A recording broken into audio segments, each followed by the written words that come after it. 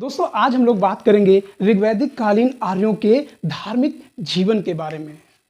यानी आर्यों के सबसे प्रिय देवता कौन से थे, किस देवता को वो अपना इष्ट देव मानते थे और इन देवताओं के क्या कार्य थे। इन्हीं सारे मुद्दों पर हम लोग चर्चा करेंगे। तो आर्यों के जो प्रारंभिक देवों में जितने भी देवता दिखाई पड़ते हैं या ऋग्वेद से जो लिखित हमें साक्ष्य मिलता है, वो सारे के सारे देवता प्रकृति पर आधारित थे। चाहे वो सूर्य हो, चंद्रमा हो, वायु हो, अग्नि हो, पृथ्वी हो, आकाश हो या वर्षा हो या नदी हो, तो जितने भी देवता आपको दिखाई पड़ेंगे वो क्या है, प्रकृति पर आधारित था। इसीलिए ये कहा जाता है कि मानव ने जिन गुत्थियों को नहीं सुलझा पाया उनको अपना देवता स्वीकार कर लिया। जैसे मानव ये देख रहा है कि पानी बरस रहा है, अब प्रारंभ में उसे ये नहीं समझ में आ रहा था कि ये बरसात कैसे हो रही है, वो तो उसे बस यही लग रहा था कि ये कोई ईश्वरी देन है। लेकिन आज का कॉन्सेप्ट क्या है, आज का कॉन्सेप्ट यह है कि जब पृथ्वी से पानी का वाष्पीकरण होता है और वही आकाश में पहुंचता है और जब संघनन की प्रक्रिया तेज होती है तो वो बूंद के रूप में पृथ्वी पर बरसात के रूप में धरातल पर आ जाती है। लेकिन जब मानव इन गुत्थियों को नहीं समझता था तो उसे एक देवता के रूप में स्वीकार कर दिया। तूफान आया, मानव को नहीं समझ में आ रहा था, ऋग्वैदिक कालीन आर्यों को नहीं समझ में आ रहा था आखिर ये तूफान कहां से आ रहा है, तो उसे देवता के रूप में स्थापित कर दिया। सूर्य निकल रहा है, कहां से आ रहा है प्रकाश, इसके बारे में कोई विशेष जानकारी नहीं थी, लेकिन सूर्य के निकलने से ही दिन का संचालन होता था। तो जाहिर सी बात है आर्यों के लिए वो देवता तो थे, जीवनदायी थे। और धीरे धीरे इन्हीं देवताओं का क्या कर दिया गया, मानवीकीकरण कर दिया गया। तो दोस्तों आज की क्लास में हम इन्हीं देवताओं के बारे में विस्तार से चर्चा करेंगे और जो आपकी यूपीएससी, पीसीएस, आईएएस, समीक्षा अधिकारी, टीजीटी, पीजीटी, जितने भी परीक्षाएं हैं, नेट, जेआरएफ, असिस्टेंट प्रोफेसर, जितने से संबंधित प्रश्न पूछे जाते हैं उन सारे प्रश्नों के बारे में हम यहां पर एक एक तथ्यों को डिटेल करते हुए समझेंगे। तो सबसे पहले हम लोग आगे देखते हैं कि ऋग्वैदिक कालीन आर्यों के बारे में, आर्यों के धार्मिक जीवन यानी देवताओं के बारे में हम देखते हैं तो उनको 3 भागों में डिवाइड किया गया है। पहला कौन सा है, आकाशवासी देवता, ठीक है ना। दूसरे कौन से थे, अंतरिक्षवासी देवता, और तीसरे कौन से थे, पृथ्वीवासी देवता। तो देवताओं की संख्या जब इतनी ज्यादा बढ़ गई तो यह विभाजन करना पड़ा और प्रारंभ में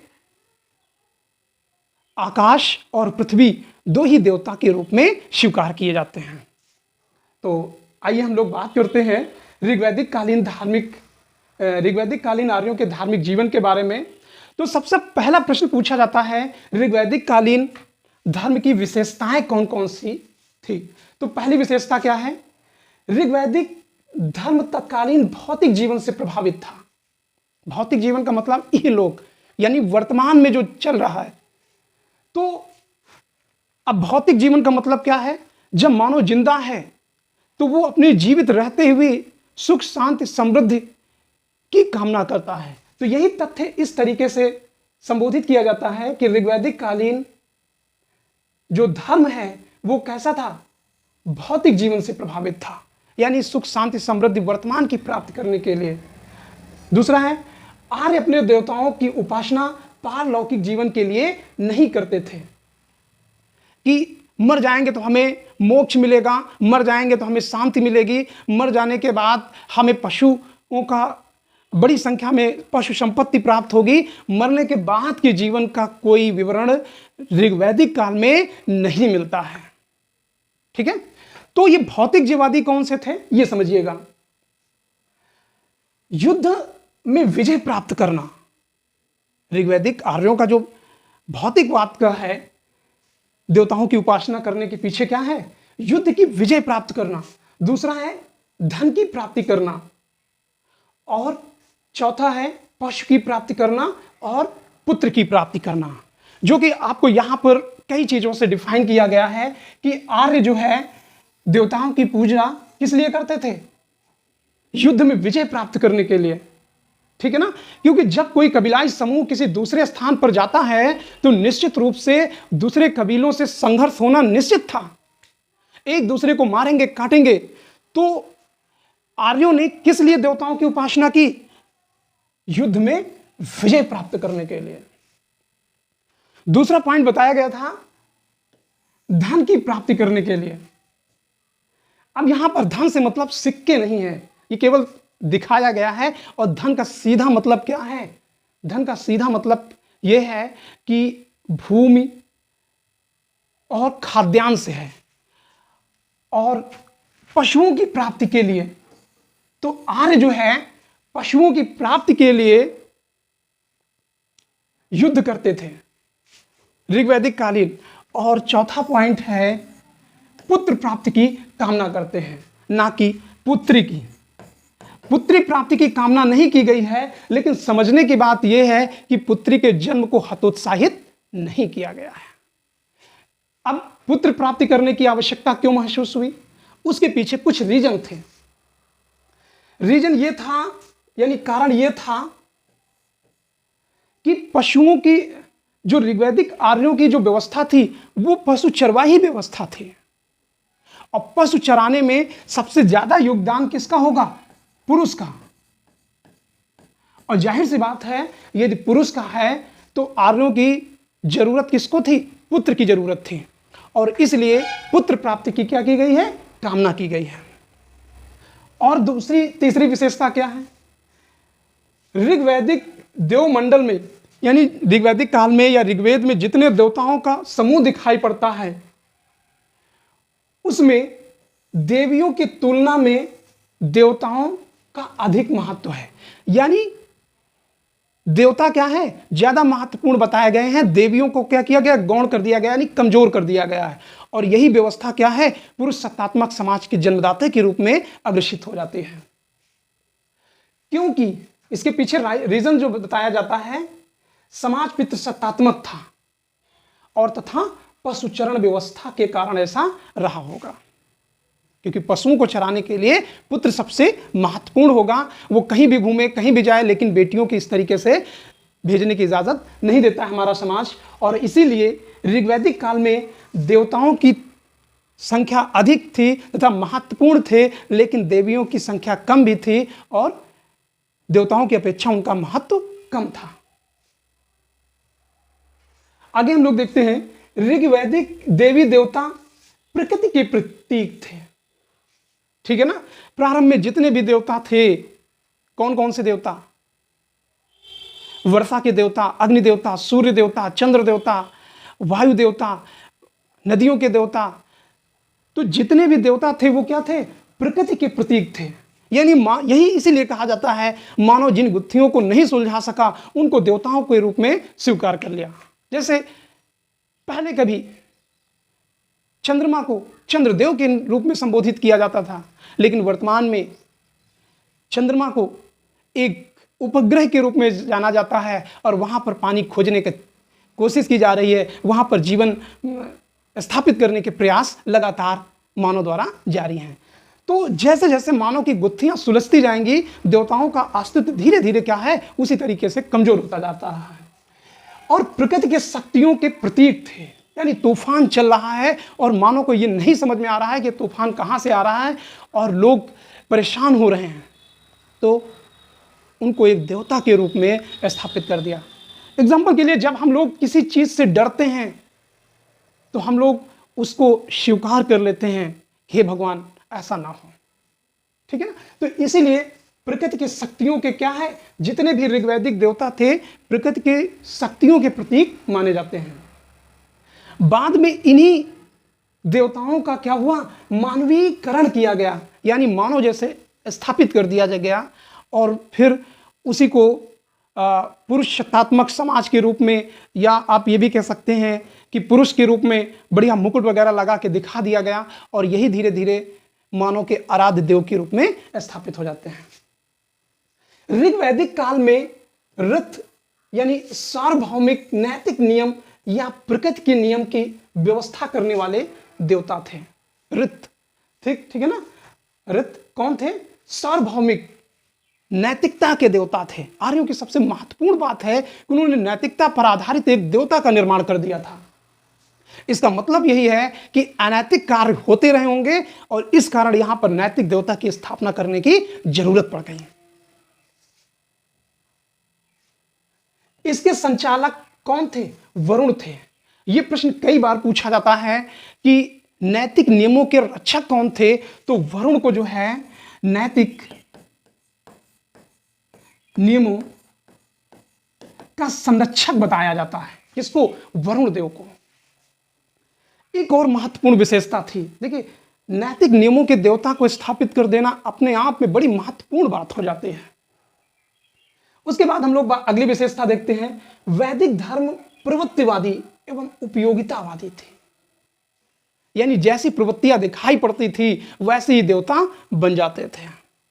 जैसी उपयोगिता है, जिसकी जरूरत है। अब जैसे पशुओं को खोजने वाले एक देवता का निर्माण कर दिया गया, क्योंकि पशु चोरी हो जाती थी, और इसीलिए यह कहा गया कि आर्यों का जो वैदिक धर्म था वो कैसा था? उपयोगितावादी था। ठीक है ना। आगे देखते हैं। तो ये आपकी जितनी थी ये सारे के सारी विशेषताएं हैं, और ये विशेषताएं खासकर यूपीएससी यानी आईएएस में पूछी जाती हैं। आगे हम लोग देखते हैं। ऋग्वैदिक काल में 33 देवताओं की कुल संख्या बताई गई है, और वर्तमान में क्या कहा जाता है? 33 करोड़। तो करोड़ पता नहीं कहां से आ गया, लेकिन इनकी संख्या कितनी थी? 33 थे। ये करोड़ कौन जोड़ा ये पता नहीं। यह हो सकता है कि ये 33 कोटियों में विभाजित हो सकते हैं, उसी को आगे करोड़ कर दिया गया हो, ये कहना मुश्किल है। तो 3 तरीके के जो देवता थे, इनमें से आकाशवासी थे, दूसरा था अंतरिक्षवासी, और तीसरे पृथ्वीवासी। ठीक है ना। ये 3 तरीके के देवता थे, और इनमें जितने भी देवता थे वो क्या थे? प्रकृति पर आधारित थे। सबसे पहले हम देखते हैं आकाश।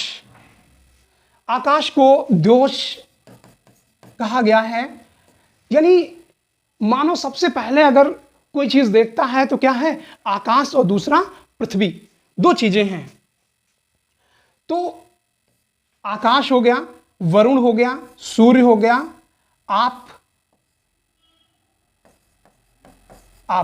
ठीक है ना। देखिएगा, अभी इन देवताओं के बारे में संख्या कितनी है ये बता रहे हैं, फिर एक एक देवताओं का हम लोग विस्तार से चर्चा करते हैं। सविता, मित्र, पूषण, विष्णु, उषा, आदिति। तो ये आप देख रहे हैं कि प्रकृति देवता में सबसे पहले व्यक्ति को क्या दिखाई पड़ा? आकाश। ठीक है ना। फिर सूर्य, तो इसलिए देवता के रूप में स्वीकार कर दिए गए। जल, तो ये सबके सब क्या थे?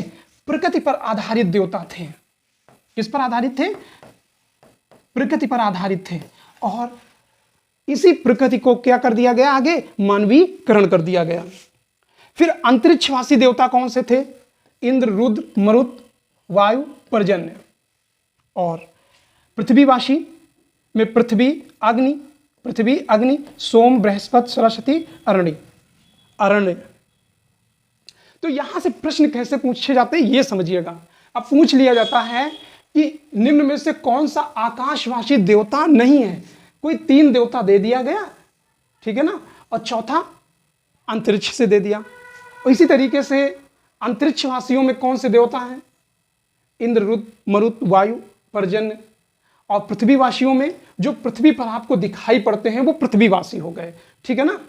और जो अंतरिक्ष में यानी पृथ्वी से ऊपर दिखाई पड़ते हैं यानी इंद्र, रुद्र, मरुत, वायु, पर्जन्य, और ये जो है आकाश में भ्रमण करने वाले देवताओं के रूप में माने जाते हैं।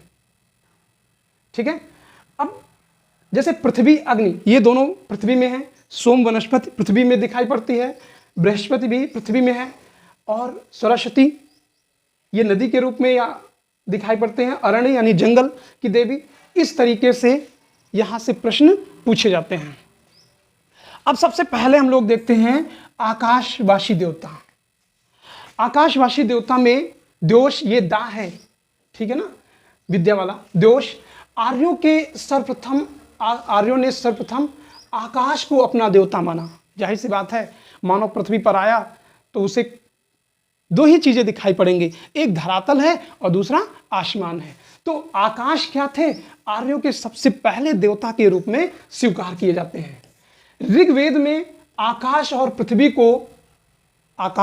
पृथ्वी को दोनों को संयुक्त रूप से दावा पृथ्वी कहा गया है। अर्थात आकाश को, यह आकाश है, इसको पिता के रूप में संबोधित किया गया और पृथ्वी को माता के रूप में संबोधित किया गया। तो ये पिता हो गए, ये माता। आज भी हम लोग पृथ्वी को माता के रूप में जानते हैं कि धरती माता, ठीक है ना। इन्हीं से समस्त देवी देवताओं की उत्पत्ति हुई। क्या बताया जाता है कि जितने भी देवी देवता थे आकाश और पृथ्वी से मिलकर बने हुए हैं, उत्पन्न हुए हैं, ठीक है ना। और कौन कौन से हैं? सबसे पहले नाम आता है वरुण देवता का। वरुण कौन है? ऋग्वेद के 7वें मंडल में अधिकतम सूत्र वरुण को समर्पित हैं। यानी ऋग्वेद में वरुण देवता के रूप में स्थापित किया गया है और इन्हें क्या कहा गया है? ऋतस्य गोपा, यानी नैतिक नियमों के रक्षक कहा गया है। इसका मतलब क्या है कि ऋग्वैदिक काल में कुछ अनैतिक कार्य होते थे और उसको व्यवस्थित करने के लिए, देखिए जब कोई कार्य गलत होता है तभी उसके लिए नियम कानून बनते हैं। तो जाहिर सी बात है ऋतस्य गोपा यानी अनैतिक कार्य हो रहे थे, परिणाम स्वरूप एक ऐसे देवता की स्थापना करने की आवश्यकता महसूस हुई और इसीलिए ऋतस्य गोपा को नैतिक नियमों का रक्षक कहा जाता है। अब नैतिक नियमों के साथ साथ या नैतिक कर्तव्यों के साथ साथ ये अन्य और कई बिंदुओं पर महत्वपूर्ण ध्यान देते थे। उच्च आचरण करने वाले, ठीक है ना, क्या है? उच्च आचरण करने वाले, जैसे बड़ों का सम्मान करना, माता पिता का सम्मान करना, ठीक है ना, गुरुजनों का सम्मान करना। तो ये क्या है? उच्च आचरण करने वाले नैतिक देवता कौन से थे? वरुण थे। असुरी शक्तियों के स्वामी, ठीक है ना, जितने असुर थे, यानी समाज में आर्य और अनार्यों को ही असुर कहा गया है और उन्हीं को असुरी शक्तियों के स्वामी कहा गया है। सृष्टिकर्ता यानी, और अगला है विनाश के साथ साथ दानकर्ता भी वरुण को कहा गया है। तो वरुण के लिए ये 4 शब्द और आते हैं नैतिक नियमों की रक्षा के साथ साथ। कौन कौन से? उच्च आचरण करने वाले, असुरी शक्तियों के स्वामी, सृष्टिकर्ता और विनाश के साथ साथ ये दानकर्ता भी थे। अब यही प्रश्न पूछ लिया जाता है वरुण के कौन से कार्य नहीं थे? तो ये सारे के कार्य थे और जो इनमें से ना हो वही नहीं होगा। अब वरुण की तुलना किससे की जाती है? एक ईरान के देवता हैं और ईरान के देवता का नाम है अहूर मजदा, ठीक है ना। जैसे ऋग्वेद में नैतिक नियमों के रक्षक के रूप में वरुण देव को स्थापित किया गया है, ठीक उसी तरीके से ईरानी ग्रंथ जैन अवस्था में नैतिक नियमों की रक्षा के लिए अहूर मजदा को स्थापित किया गया है।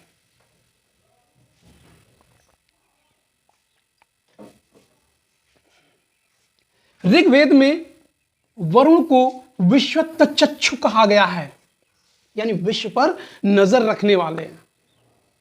ऋग्वेद में वरुण को क्या कहा गया है? विश्वतचक्षु। चक्षु मीन्स आंखें, अर्थात सभी जगह नजर रखने वाले। प्रश्न पूछा जाता है विश्वतचक्षु का अर्थ क्या है? तो इसका सीधा मतलब है कि सभी जगह पे नजर रखने वाले। और ये किसको संबोधित किया गया है? ये वरुण को संबोधित किया गया है। इन्हीं को धृत वृत्त कहा गया है। क्या कहा गया है?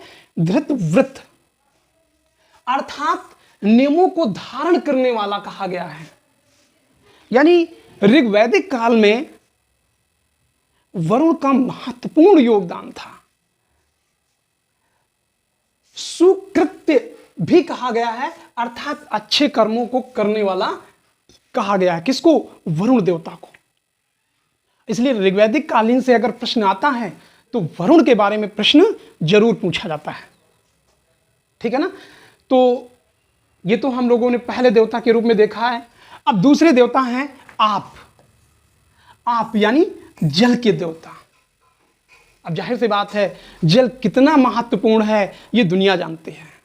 हम जाने या ना जाने, 4 घंटे अगर पानी पीने के लिए ना मिले तो आप मान सकते हैं कि जल कितना महत्वपूर्ण है। तो ये देवता कितने महत्वपूर्ण है ये समझिएगा।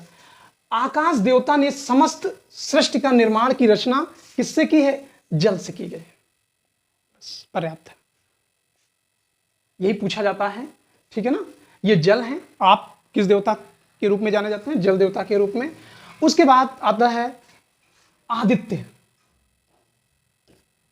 आदित्य का जो पर्याय क्या है? सूर्य है।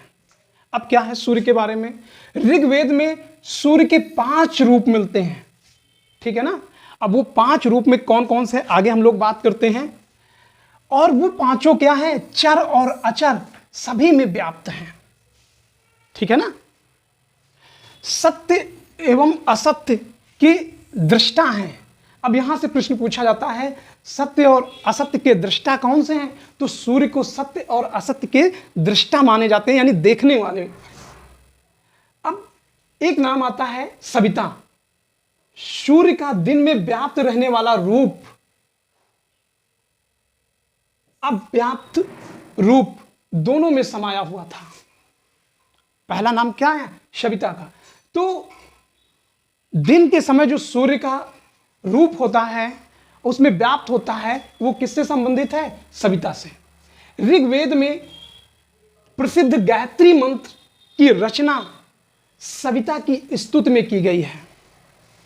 प्रश्न पूछा जाता है गायत्री मंत्र किसको समर्पित है? तो गायत्री मंत्र सविता को समर्पित है, या आप इसको सूर्य देव को भी संबोधित कर सकते हैं, बता सकते हैं। और इस गायत्री मंत्र में किसकी बात की गई है? जिसमें बुद्धि दान देने की याचना की गई है। ठीक है ना? किसकी याचना की गई है? बुद्धि दान देने की याचना की गई है। इन्हें पाप मोचक कहा गया है। किसको? सूर्य को, आदित्य को, यानी पापों को समाप्त करने वाला कहा गया है। उसके बाद हम लोग बात करते हैं मित्र के बारे में। ये भी एक देवता थे। ऋग्वेद में मित्र को वरुण के साथ दिखाया गया है, यानी जहां मित्र रहेंगे, जहां वरुण रहेंगे, वहां पर मित्र का भी नाम उल्लेख मिलता है। ये ईरानियों के प्रमुख देवता थे। ठीक है ना? प्रश्न पूछा जाता है ईरानियों के प्रमुख देवता कौन थे? तो ईरानियों के प्रमुख देवता मित्र थे। और इसी कारण यह कहा जाता है आर्य जब मध्य एशिया से भारत की तरफ आए तो आधी टुकड़ी ईरान की तरफ चली गई और आधी टुकड़ी किधर? भारत की तरफ चली आई। आधी क्या मतलब, एक टुकड़ी उधर चली गई और कुछ लोग भारत की तरफ चले आए। तो इसीलिए मित्र जो है आगे चल के ईरान में महत्वपूर्ण स्थान प्राप्त कर लिया। फिर हम बात करते हैं पूषण। पूषण के बारे में पूछा जाता है कि इस देवता का रथ बकरे हाँकते थे, मतलब बकरे खींचते थे। तो इनका रथ, पूषण का रथ क्या है? बकरे हाँकते थे। ठीक है ना? अब यह भी पूछ लिया जाता है कि किसके रथ में बकरे लगे हुए थे? तो पूषण के रथ में क्या थे? बकरे लगे हुए थे। ये वनस्पति जगत एवं औषधियों में वृद्धि में सहायक माने जाते हैं। देखिए, ये भी प्रकृति देवता हैं। प्रकृति के साथ एक बेहतर तालमेल बनाने के लिए पूषण देवता को स्थापित किया गया और वनस्पति जगत तथा औषधियों की वृद्धि में सबसे महत्वपूर्ण योगदान किसका था? पूषण का। उसके बाद हम देखते हैं विष्णु का। तो विष्णु आर्य देवता के रूप में जाने जाते हैं, इंद्र आर्य देवता के रूप में जाने जाते हैं, वरुण आर्य देवता के रूप में जाने जाते हैं। लेकिन अभी तक कोई शिव का नाम नहीं आया है। आगे रुद्र का नाम आएगा, तब हम लोग इसके बारे में चर्चा करते हैं। ये सभी सूर्य के एक रूप थे। कौन? विष्णु। ऋग्वेद में इन्हें आकाशचारी यानी आकाश में भ्रमण करने वाला कहा गया है। ये 3-3 पैरों से निरंतर भ्रमण करते थे। 3 पैर कहां से थे, ठीक है ना, अब पता नहीं, इसके बारे में कोई जानकारी नहीं मिलती है कि 3 पैर कैसे भ्रमण करते थे या 3 पग रखते थे, ठीक है ना, 1 2 3। तो 3 पैरों से निरंतर भ्रमण करते थे। विष्णु को उर्गाय कहा गया है, यानी बृहत शरीर वाला। किसको कहा गया है? विष्णु को कहा गया है। उर्क्रम कहा गया है, यानी निरंतर भ्रमण करने वाले देवता कौन से हैं? विष्णु। आज यहां, कल वहां, परसों वहां, ठीक है ना। तो विष्णु को के अन्य रूप जो है उर्गाय, उर्क्रम भी कहा जाता है। अब अगले जो देवता हैं वो अश्विनो हैं, यानी अश्विनो कुमारों, इनका पूरा नाम है अश्विनो कुमार। ये 2 लोग थे, दोनों साथ साथ देवता थे। तो ये नक्षत्र देवता थे, ये देवताओं के चिकित्सक थे। क्या थे? नक्षत्र देवता थे, और इनको देवताओं को चिकित्सक या वैद्य के रूप में घोषित किया जाता है। और खासकर ये स्पेशलिस्ट किसके थे? ट्यूबरक्लोसिस के। इसका मतलब है आर्यों को टीबी बहुत होती थी, ठीक है ना। आर्य टीबी से बहुत परेशान थे, इसीलिए ट्यूबरक्लोसिस की समस्या यहां पर बहुत थी। और ट्यूबरक्लोसिस, ठीक है, तो ये पूछा जाता है अश्विनी कुमारों, अश्विनी कुमारों, दोनों नाम साथ साथ आते हैं, ठीक है ना, दोनों साथ रहते थे, ठीक है ना। ये नक्षत्र देवता थे और देवताओं के चिकित्सक के, और स्पेशलिस्ट किसके थे? ट्यूबरक्लोसिस के थे। उषा, ये प्रातः काल की देवी थी, यानी अभी तक तो आप देवता पढ़ रहे थे, देवी आ गई। अब देवी आई तो प्रातःकालीन की देवी आई, ठीक है ना। और आर्यों की सबसे सुंदर देवी थी। क्या बात है। और किसकी पुत्री बताया गया है? आकाश की पुत्री बताया गया है। जाहिर सी बात है, उषा तभी होती है जब आकाश सूर्य निकलता है। तो सुबह का समय है, तो ये प्रातः काल की देवी थी और आर्यों की सबसे सुंदर देवी थी। और किसकी पुत्री थी? आकाश की पुत्री थी और सूर्य की प्रिया थी, यानी दोनों साथ साथ दिखाई पड़ते थे, ठीक है ना। सूर्यदेव आए, सूर्यदेव आने से पहले उषा आई और दोनों साथ साथ आए। तो ये सूर्य देवता की, सूर्यदेव की प्रिया कही जाती हैं, यानी प्रेमिका कही जाती हैं। और किसकी पुत्री थी? आकाश की। उसके बाद आता है नाम आदिति का, ठीक है ना। ये आर्यों के सार्वभौम भावना की देवी थी, संप्रभुता की देवी थी, ठीक है ना। सर्वव्यापी, इन्हें देवताओं की माता कहा गया है, सभी जगह उपस्थित रहती थी। और आदिति को ही सभी देवताओं की माता कहा गया है, ठीक है ना। जितने भी देवता थे, नदी, पहाड़, पठार, अग्नि। तो अब हम लोग बात करते हैं अंतरिक्षवासी देवताओं के बारे में। अंतरिक्षवासी देवता कौन से थे, इसके बारे में समझते हैं। तो अंतरिक्षवासियों में जो देवता थे, इंद्र का नाम आता है, रुद्र का नाम आता है, मारुत का नाम आता है, वायु का नाम आता है, पर्जन्य का नाम आता है। तो अंतरिक्षवासियों में पहले जो महत्वपूर्ण देवता थे वो कौन से थे? इंद्र थे, ठीक है ना। और आकाशवासियों में सबसे देवता कौन से थे? वरुण थे।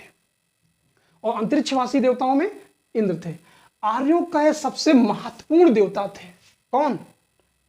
ऋग्वेद में सबसे ज्यादा बार अगर किसी का उल्लेख मिलता है तो ऋग्वेद में 250 बार इनका उल्लेख मिलता है। किसका? इंद्र का। तो इसीलिए और इन सूक्तों में इनकी स्तुति यानी प्रार्थना की गई है। और इंद्र की जो उत्पत्ति कहां से हुई? मेघ एवं जल से बताई गई है। इंद्र कहां से उत्पन्न हुए? मेघ यानी बादल और जल से हुई है।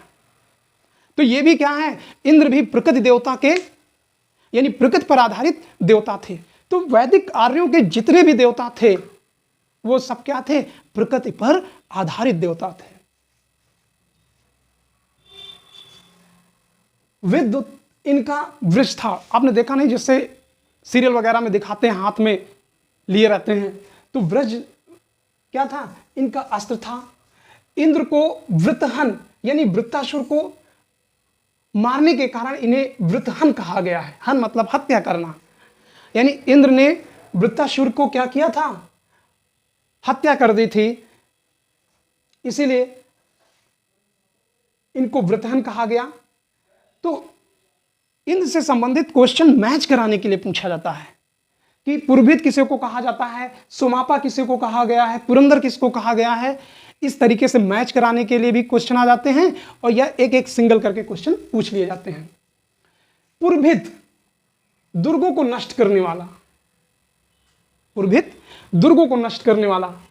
तो पूछा जाता है पुरभित किसके लिए प्रयोग किया जाता है, पुरभित इंद्र के लिए प्रयोग किया जाता है। सुमापा सोमरस, और सोमरस वनस्पति कहां से मिलते थे, हिमालय से प्राप्त होते थे, और उसी सोम वनस्पति से क्या निकलता था, सोमरस। देवता सोमरस बहुत पीते थे, यानी एक तरीके से यह मादक द्रव्य था, शराब कह सकते हैं। तो अत्यधिक सोम रस पीने के कारण इंद्र को सुमापा कहा गया है। ठीक है, दारू पिए, तो इसे सोम रस कह सकते हैं, वनस्पतियों से प्राप्त होने वाला। अगला कह सकते हैं दुर्धन, यानी दस्युओं यानी चोर डाकुओं का वध करने वाला कहा गया। किसको, इंद्र को कहा गया है। अगला है पुरंदर, किलों को भेदने वाला। अब देखिएगा यहां पर दो चीजें हैं, दुर्गों को नष्ट करने वाला पुरभित और किलों को नष्ट करने वाला पुरंदर। ये दोनों जब एक साथ आ जाते हैं तब समस्या खड़ी कर देते हैं।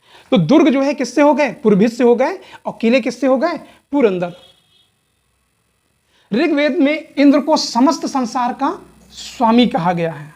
किसको कहा गया है, इंद्र को। प्रश्न पूछा जाता है समस्त संसार का स्वामी किस देवता को आर्य स्वीकार करते थे, तो समस्त संसार का स्वामी इंद्र को स्वीकार किया जाता था। मुख्यतः मेघ गर्जन, यानी जब बादल गरजते थे, ताड़ित के मूर्त रूप है। समझ लीजिएगा जब बादल गरजते थे, बिजली चमकती थी, तो उनका मूर्त रूप है, और ये वर्षा के देवता भी माने जाते हैं। तो इंद्र को लेकर वैदिक काल से प्रश्न ना आए ऐसा हो नहीं सकता है, इसलिए इनके बारे में बहुत डिटेल से समझ लीजिएगा। उसके बाद आते हैं रुद्र के बारे में। ठीक है ना, रुद्र के बारे में। अब रुद्र जो है ये शिव के रूप में आगे जाने जाते हैं। अब दोनों में अंतर क्या है, जैसे रुद्र है, रुद्र ये आर्य थे, और शिव, शिव को अनार्य कहा गया है, यानी ये अनार्यों के देवता थे। तो जिस तरीके से क्रोध के रूप में यहां पर रुद्र दिखाई पड़ते हैं आर्यों में, उसी तरीके से क्रोध के रूप में अनार्यों में शिव दिखाई पड़ते हैं, और बाद में रुद्र को ही शिव कह दिया गया या शिव को रुद्र कहा गया। ठीक है ना, तो वर्तमान में जो आज प्रचलन में है वो रुद्र शिव का ही रूप मान लिया गया। तो रुद्र ऋग्वेद के 3 सूक्तों में स्तुति है। किसके बाद, 3 सूक्तों में। इसका मतलब क्या था, इसका सीधा मतलब है इंद्र महत्वपूर्ण थे लेकिन रुद्र उतना महत्वपूर्ण नहीं थे। ये प्रकृति के क्रोधी देवता के रूप में थे, गुस्से वाले देवता। ये कहा जाता है कि जितना समस्त देवताओं के अंदर उग्र अंश था, उन सबको मिला के रुद्र का उद्भव हुआ। जितने भी देवता थे उनके उग्र अंश से किसका निर्माण हुआ, रुद्र का निर्माण हुआ। फिर अगला नाम आता है मारुत का। मारुत क्या थे, ये झंझावत के देवता थे और रुद्र के पुत्र थे। ठीक है ना, तो इनके बेटे कौन थे, मारुत थे। उसके बाद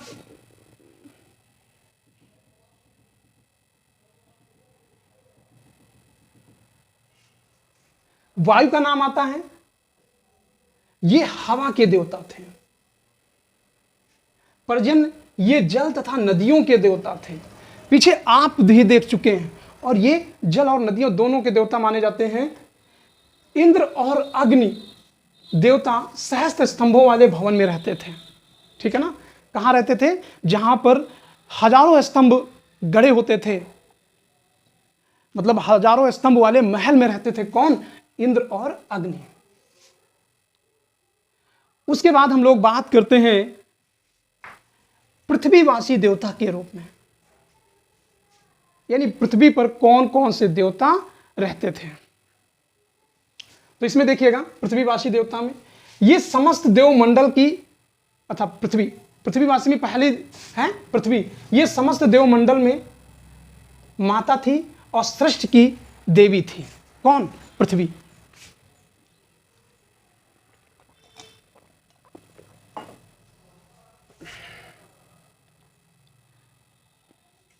उसके बाद नाम आता है अग्नि का। ये पृथ्वीवासी स्थानीय देवताओं में सबसे महत्वपूर्ण देवता थे। कौन? अग्नि।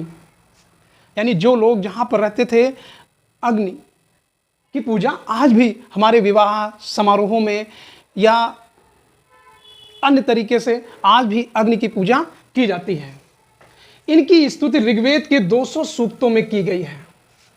अब ध्यान दीजिएगा, इंद्र का कितने था? 250, और अग्नि की कितने थे? 200 सूक्तों में। तो ये कह सकते हैं कि ऋग्वेद में सबसे महत्वपूर्ण देवता इंद्र थे, जिनका 250 सूक्तों में प्रार्थना की गई, यानी स्तुति की गई है। और उसके बाद दूसरा नंबर किसका आता है? अग्नि का। और अग्नि का ऋग्वेद में 200 सूक्तों में प्रार्थना की गई है।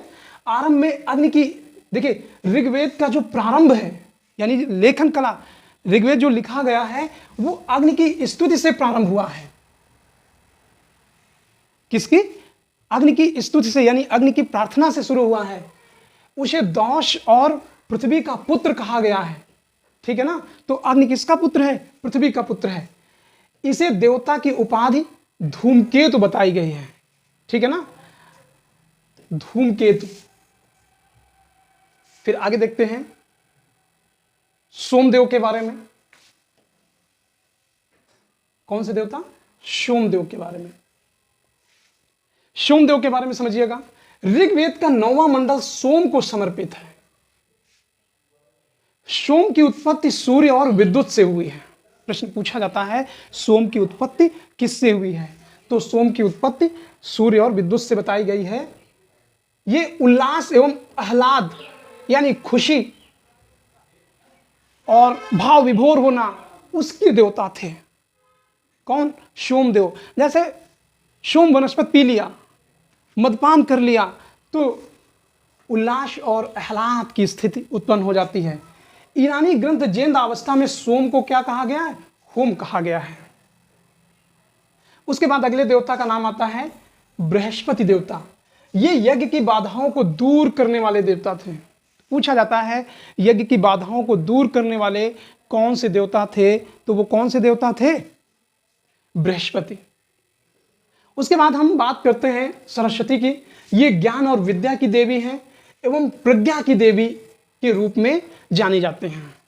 ज्ञान, विद्या, प्रज्ञा, ठीक है ना, ये पूछे जाते हैं। ज्ञान, विद्या और प्रज्ञा। उसके बाद नाम आता है अरण्यनी। अरण्य का मतलब होता है जंगल, यानी ये जंगल की देवी थी। यानी आर्यों ने हर जगह अपने देवी देवता स्थापित कर रखे थे। ईडा, ये समृद्धि की देवी थी। ये मैच कराने के लिए पूछे जाते हैं। श्रद्धा, ये अंतर जगत की देवी थी। मनु, ये क्रोध की देवी थी, ठीक है ना। तो देवताओं की संख्या ज्यादा थी, देवियों की कम थी। एक नाम और आता है भारती का। इनका नाम लक्ष्मी भी मिलता है। ये आदित्य व वरुण की क्या थी? पत्नी थी। उसके बाद हम लोग बात करते हैं वैदिक काल की जो अन्य विशेषताएं थी। वैदिक काल में मंदिर का अभाव था, यानी किसी भी मंदिर की चर्चा यहां पर नहीं होती है। मंदिर के प्रमाण अर्थात नहीं मिलते हैं। स्तुतियां यानी प्रार्थना और यज्ञ यानी हवन कुंड आदि आर्यों की क्या थी? पूजा विधि थी। यानी आर्य किससे पूजा करते थे? मंदिर का कोई प्रमाण नहीं, और किसकी? स्तुतियों की यानी प्रार्थना, ठीक है ना, जैसे प्रार्थनाएं की जाती हैं, और यज्ञ, हवन कुंड, ऐसे आर्यों की पूजा प्रथा प्रचलित थी। प्रारंभिक चरण में केवल मंत्रों द्वारा यज्ञ करने का विधान था।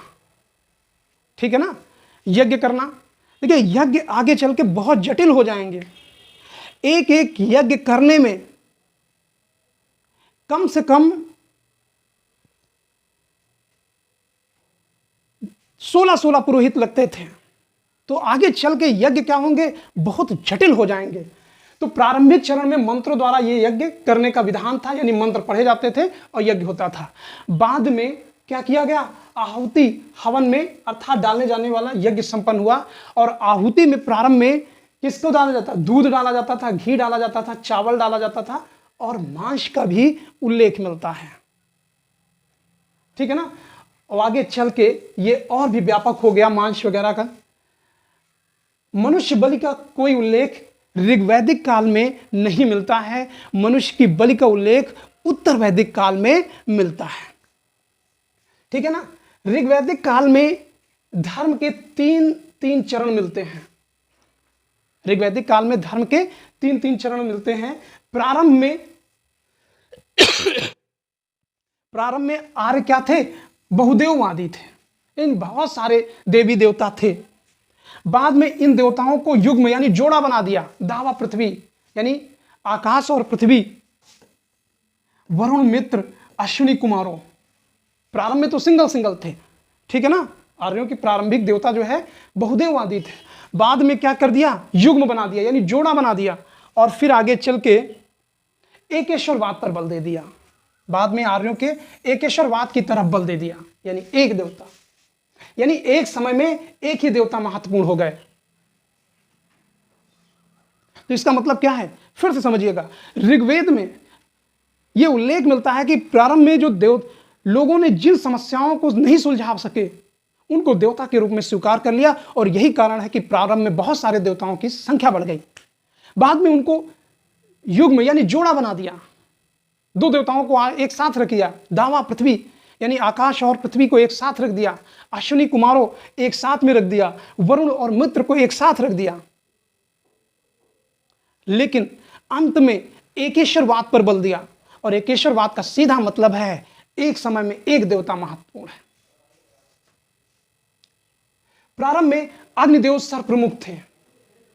कौन से, अग्निदेव, क्योंकि आग महत्वपूर्ण मानव के जीवन में भूमिका निभाने वाली थी।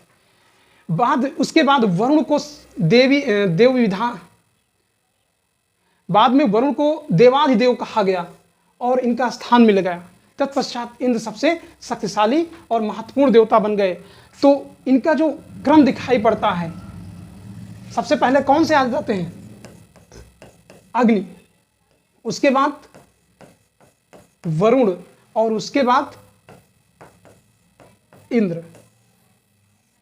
तो ये देवता उस समय थे। आर्यों ने अपने धार्मिक जीवन के अंतिम चरण में एकेश्वरवाद पर विश्वास करने लगे और ऋग्वेद के 10वें मंडल में एकेश्वरवाद का एकशित्या या बहुधाविदांत्री अर्थात ईश्वर एक है, परंतु उसका वर्णन कई रूपों में है। सोम यज्ञ वैदिक आर्यों में सबसे महत्वपूर्ण था एवं सबसे प्रसिद्ध यज्ञ था। यह यज्ञ 1 दिन का या 2 दिन का या 12 दिन का या 13 दिनों से लेकर 1000 वर्षों तक चलता था। अब अनुमान लगा सकते हैं कि यज्ञ कितने बड़े बड़े होते थे। इस यज्ञ में सोमलता रस को यज्ञ में आहुति दी जाती थी, यानी सोम रस यानी शराब जिसको कह सकते हैं उसको डाला जाता था। इसका नाम सोम यज्ञ अथवा साम यज्ञ भी कहा जाता है। तो आर्यों के जो यज्ञ थे, सोम यज्ञ 2 दिन से लेकर 1000 वर्ष तक चलने वाले यज्ञ होते थे। तो 1000 यज्ञ मतलब ऐसे बड़े यज्ञ राजा महाराजा ही कराते थे। तो जैसे कोई राजा करवा के कुछ दिन करवाए, वो गुजर गए, उसके बाद उसका बेटा राजा बना, वो अपने समय तक यज्ञ कराता रहा, फिर उसके बाद उसका बेटा बना। तो पीढ़ियां दर पीढ़ी राजा बनते जाते थे और यज्ञ लगातार चलता रहता था। उसके बाद आता है हिरण्यगर्भ यज्ञ। इसकी उत्पत्ति समुद्र से हुई है। यम ये सूर्य के ज्येष्ठ पुत्र थे। कौन थे? सूर्य के ज्येष्ठ पुत्र थे। प्रथम अमर पुरुष तथा मृत्युलोक के राजा के रूप में जाना जाता है। किसको? यम को। फिर त्रिक देवियों में कौन कौन सी देवी काउंट की जाती हैं, ये प्रश्न पूछा जाता है। जैसे मुनित्रयी पीछे बताया गया था, वैसे यहां पर त्रिक देवी का कॉन्सेप्ट आता है, सरस्वती, भारती, ईडा। तो इस तरीके से वैदिक कालीन देवी देवताओं का ये टॉपिक कंप्लीट होता है। दोस्तों ये जानकारी आपको कैसी लगे, अच्छी लगे तो मेरे चैनल को सब्सक्राइब करिए, लाइक करिए, कमेंट करिए और अपने दोस्तों को शेयर करिए। Thank you.